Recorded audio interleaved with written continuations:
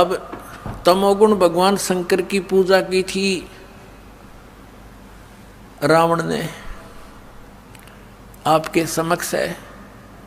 और जो वर्तमान के शिव के पुजारी एक सोमवार का व्रत रख के थोड़ी बहुत मंत्रमाला करके नहीं सोचा कि पता नहीं क्या प्राप्ति कर लेंगे। अब रावण जैसी भक्ति वर्तमान का कोई भी नहीं कर सकता।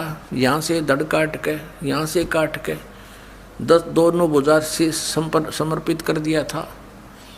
और जैसा किया वैसा ये दे सकते हैं भगवान, वैसा ही इसको दे दिया। लेकिन दुर्बुद्धि नहीं गई, राक्षस कहलाया, कुत्ते वाली मौत मारा गया। और कैसा दूषित कर्म किया, अपनी ही माता को, सीता को उठा लाया, जो शंकर भगवान के बड़े भाई की पत्नी थी, उसको उठा लाया। पत्नी बनाने की चेष्टा कर रहा था अपनी माँ को। इसे दुष्ट और कौन होगा, दूषित कर्म और क्या होगा। कुत्ते वाली मौत मारा गया और राक्षस कहलाया। एक भस्मागिरी नाम का साधक था, तपस्वी था, तमोगुण श्री शिव का उपासक। और शिव जी के गेट के सामने, मेन गेट के सामने ऊपर को पैर करके नीचे न सिर करके तपस्या करने लग गया। 12 वर्ष तक सिरासन पर रहा। एक दिन पार्वती जी ने कहा कि भगवान आप तो महादेव हो, देवताओं के देव हो, आप तो जो चाहो सो कर सकते हो, आपके भगत को दे दो जो मांगता है। अब भगवान शंकर ने कहा, शिव जी ने कहा तमोगुण ने कि मांग भाई भस्मागिरी, क्या मांगता है साधु। भस्मागिरी ने कहा जी वचनबद्ध हो जाओ तब मांगो। भगवान शिव ने कहा ठीक है भाई, मैं वचनबद्ध हो गया, प्रतिज्ञा करता हूँ तू मांगेगा वही दे दूंगा, वचन है मेरा। उसी से मैं सीधा खड़ा हो गया और कहने लगा भगवान ये भस्म कड़ा दे दो जो आपने हाथ में पहन रखा है।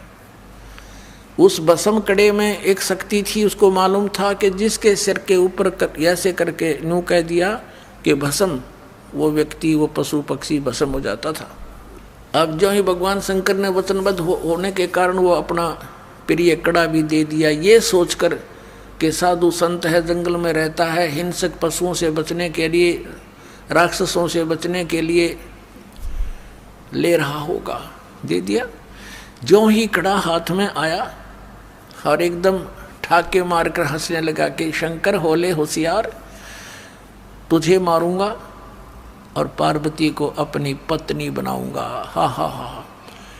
अब उसने न्यू किया, शंकर भगवान जान गया कि तो एकदम चेंज हो गया सारा, इसका तो हाव भाव बदल गया नीच का। भगवान शंकर ने डांक ठोक दी, फुल स्पीड तक भाग लिया, 100 की स्पीड तक। आगे आगे भगवान और पीछे पीछे पुजारी, जा खखाट पटा। तब परमात्मा ने आके रजा करी, उनके शंकर जी के और उस पुजारी के बीच में आकर पार्वती रूप बना के खड़े हो गए खुद परमात्मा। और वो तो पार्वती के लिए भाग ही रहा था, उसने सोचा चल 2 बात कर लेता हूँ, पार्वती से रुक गया। अब पार्वती रूप में परमात्मा ने कहा कि आप रुक जाओ, क्यों भागे जा रहे हो, आओ बैठो 2 बात करेंगे। अब शंकर जी तो आपके निकट आ नहीं सकता, 100 किलोमीटर तो उड़ा नहीं डटे भी हो। अब वो निश्चिंत होकर खड़ा हो गया। पार्वती रूप में प्रभु ने कहा कि मुझे कुछ डांस करके दिखा ताकि मेरा मन प्रसन्न हो, आपको पसंद करूं। अब वो कहने लगा मैंने नाचना तो ना आता, मैं साधु संत, मैंने तपस्या की है। तो पार्वती रूप में भगवान ने कहा कि मैं सिखाती हूँ तुझे, पहले डांस करके दिखा मुझे। इस हाथ को ऐसे कर, इस पैर को ऐसे कर, इसको ऐसे कर, इसको ऊपर ला, इसको नीचे कर। धीरे धीरे जिस हाथ में उसको कड़ा था वो सिर पर आ गया ना, जब उस बोली बूझ के जब कह दिया भस्म, वो भस्मागिरी नष्ट हुआ। अब उस कड़े को लेकर विष्णु रूप धारण करके परमात्मा शंकर भगवान के से काफी आगे खड़े हो गए और कहा कहाँ दौड़ रहे हो। बोले नाथ कहाँ चले, शंकर जी कहाँ जा रहे हो, कि भाग ले विष्णु भाग ले, पीछे एक दुष्ट आ रहा है, उसने मेरे से धोखा किया है।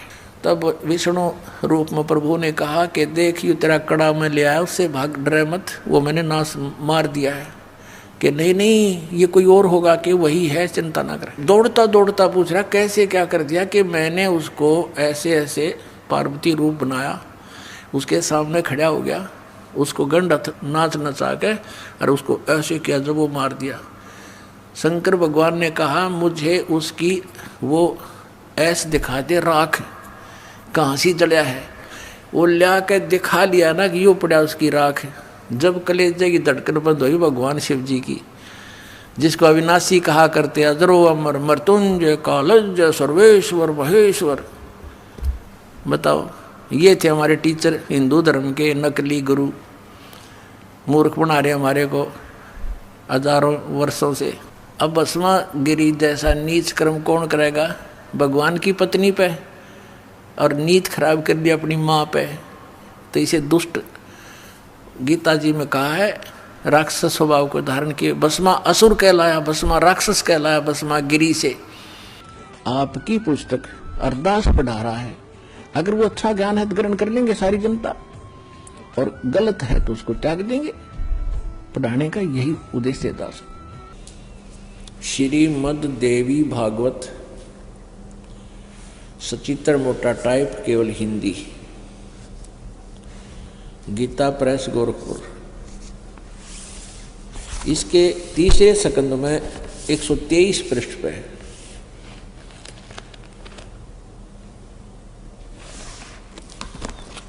ये है संक्षिप्त देवी भागवत तीसरा स्कंद, पृष्ठ 123 पृष्ठ। यहां से शुरू करते हैं।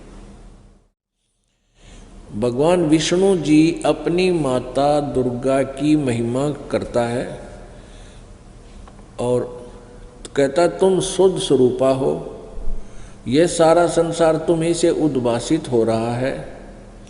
मैं ब्रह्मा और शंकर हम सभी तुम्हारी कृपा से विद्यमान हैं। हमारा आविर्भाव बिन जन्म, तिरोभाव बिन मृत्यु हुआ करता है।